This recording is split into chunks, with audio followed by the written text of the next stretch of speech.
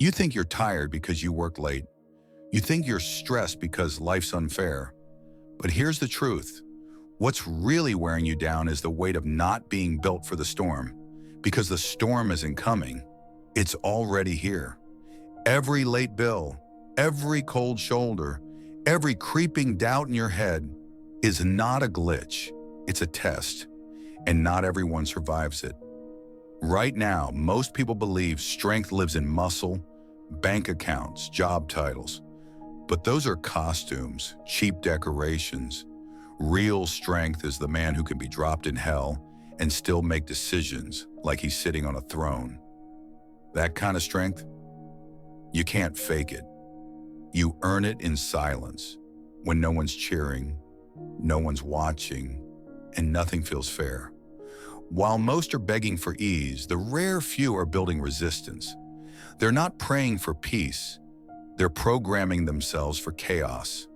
The man who lasts is not the man with the most comfort. It's the man with the most control. Every night your mind is spinning? That's not weakness. That's your call to sharpen. Because the world doesn't care how good you are. It cares how ready you are. Look around. People break under pressure not because life is hard, but because they expected it to be soft. They wanted kindness from a world that only understands pressure. They expect fairness from a system built on survival. And so they collapse. You see it in their eyes, the hollow stare when something goes wrong. The excuses pour out. He left me. My boss didn't appreciate me. No one supports me. But here's the thing. You're not owed support. You're not owed understanding. You're owed nothing except a daily opportunity to prove you are built different. This video isn't about motivation. It's not here to comfort you. It's about rewiring your psychology for something sharper. So if you're here for feel-good advice, turn back. But if you're ready to develop a spine made of stone, stay locked in. Step 1, kill the fantasy. No one is coming to save you. No one cares if you feel overwhelmed. Life isn't looking to see if you're talented. It's probing to find where you crack. So train now. Train to be the type of man who laughs when it gets worse. Imagine waking up earlier than your excuses. Imagine working so long that your mind tries to revolt, and you just smile.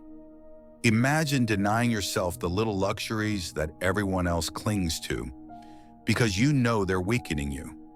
Now ask yourself, could you live like that? Could you wake up and choose the hard path daily just to become bulletproof? Machiavelli once said, "Fortune belongs to those willing to bleed for it." He wasn't talking about luck. He was talking about sacrifice, about being ruthless with your own softness. The soft man? He needs 8 hours of sleep, the perfect coffee, silence, support, motivation, a sign from the universe. The hard man? He needs nothing except the decision to begin. If you were a sword, how many times could life strike you before you snapped?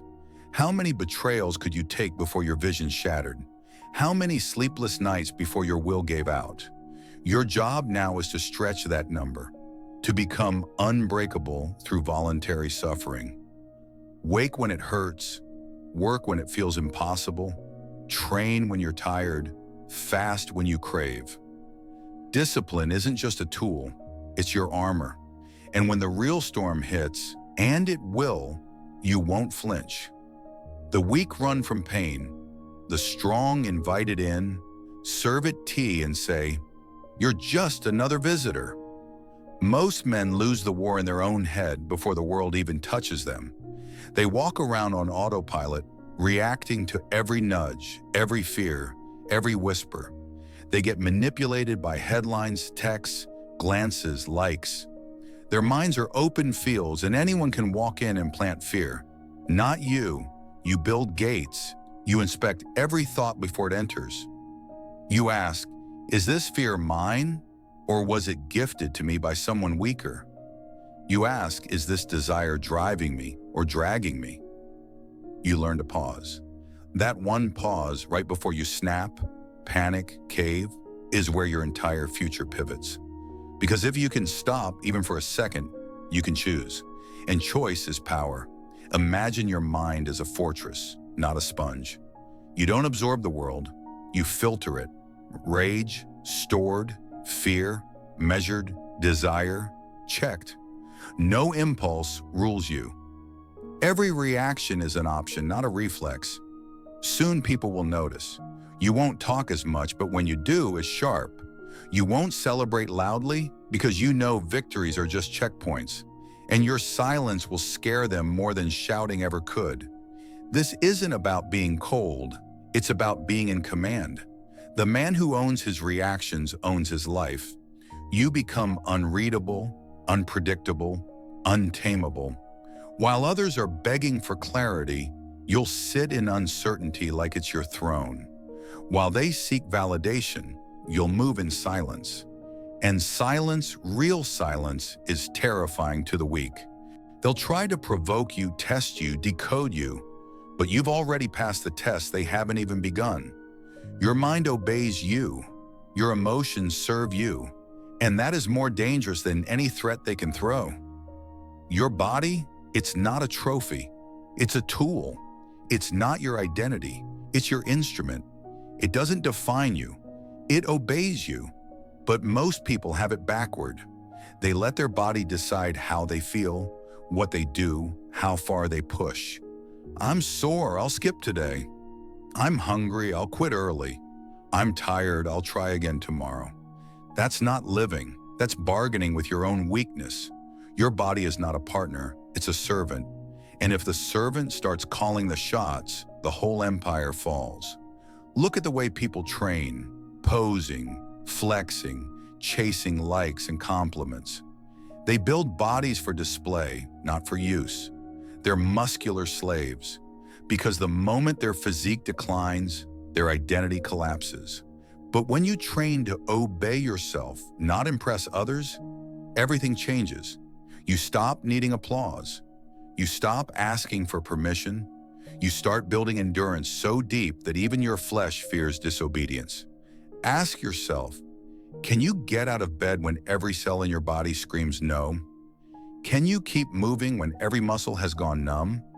Can you still operate when you're beyond empty? That's strength, not biceps, not abs, command.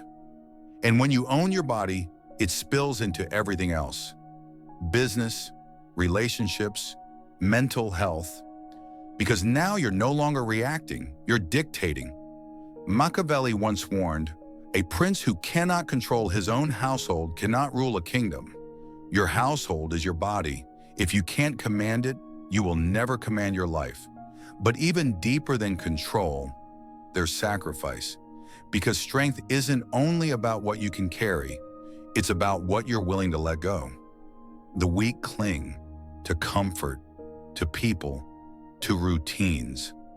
They hold on to what's familiar, even when it poisons them.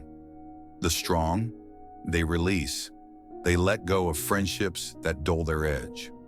They quit habits that cost them discipline. They walk away from easy paths because easy is always the bait.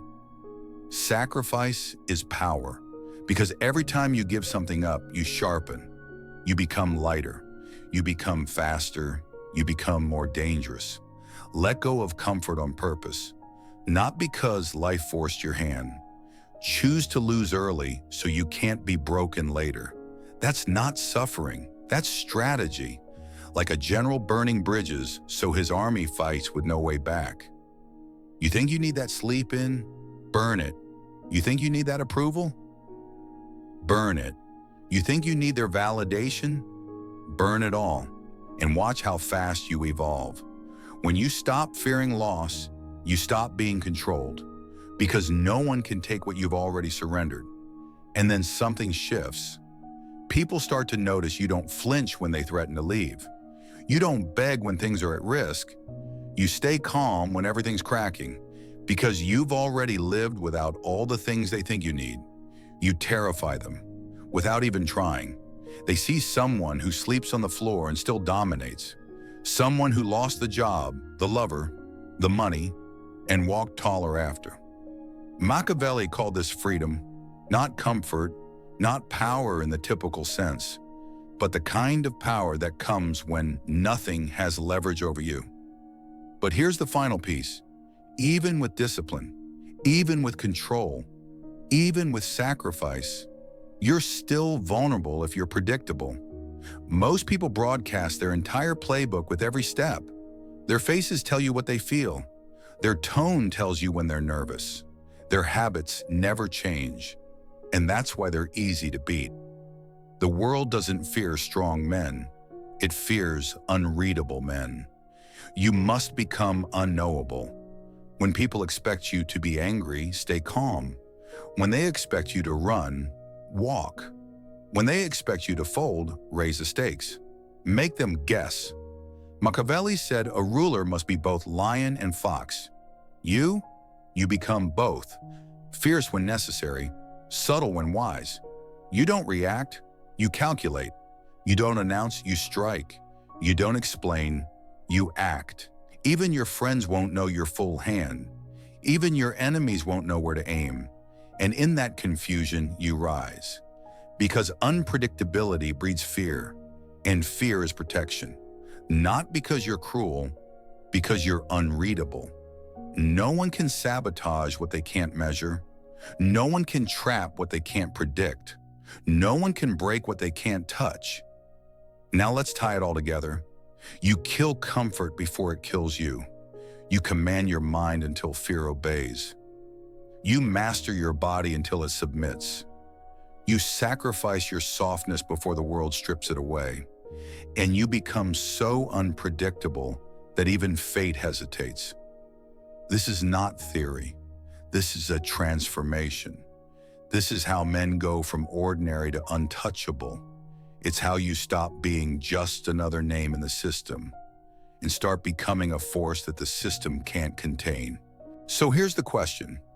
When the world strikes next, and it will you be another victim? Or will you already be something forged, not just in strength, not just in silence, but in the deliberate choice to be unshakable? The world doesn't need more comfortable men. It needs more dangerous ones. Not dangerous because they hurt others, but because nothing can hurt them. If this message reached something in you, if it made you sit up straighter, breathe deeper, feel sharper, then do what others won't. Don't just nod. Don't just agree. Prove it. Hit that like button. Hit subscribe. But more importantly, hit back at your own softness. Tomorrow, rise before you're ready. Push before you're willing.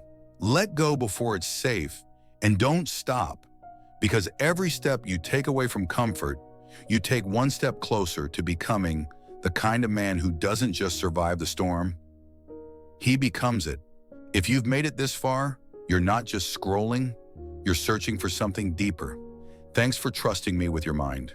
If this spoke to you, like the video, hit subscribe, and share it with someone who needs to reclaim their power. Until next time, stay sharp and think deeper.